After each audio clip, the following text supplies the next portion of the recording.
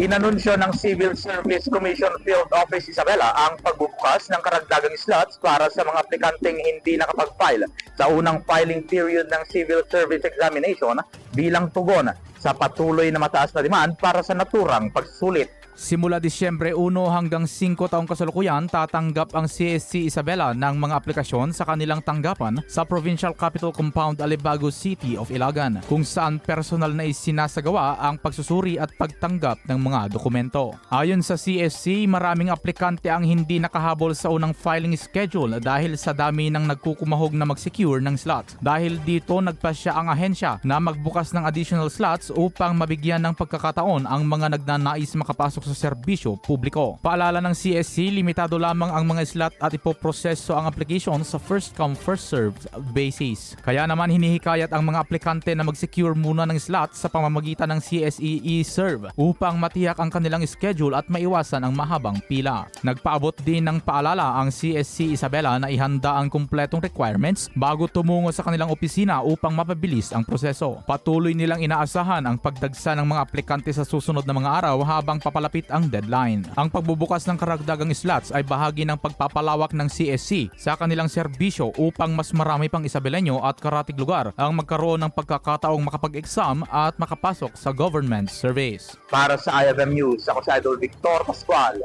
Idol! IFM News.